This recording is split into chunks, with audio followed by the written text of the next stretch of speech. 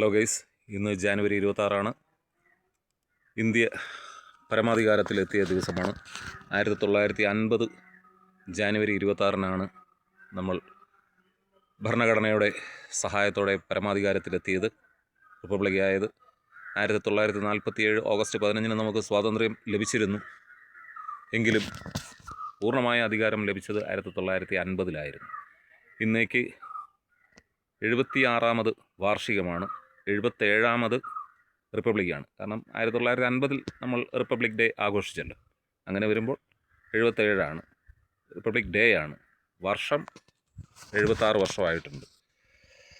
അപ്പോൾ എൻ്റെ ഒരു മനസ്സിലെ സ്വപ്നവും ആഗ്രഹവുമാണ് ഞാനിവിടെ പറയുന്നത്. നമ്മുടെ ഭാഗമായിരുന്ന പാകിസ്ഥാനും ബംഗ്ലാദേശുമെല്ലാം നിർഭാഗ്യവശാൽ വേർപിരിഞ്ഞു പോയി.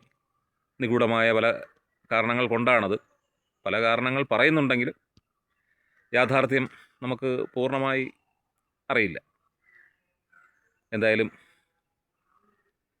എന്നെങ്കിലും ഒരിക്കൽ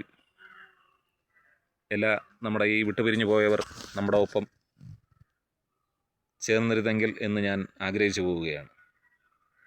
മനുഷ്യന് ഏറ്റവും സന്തോഷമുള്ള കാര്യം സമാധാനമാണ്.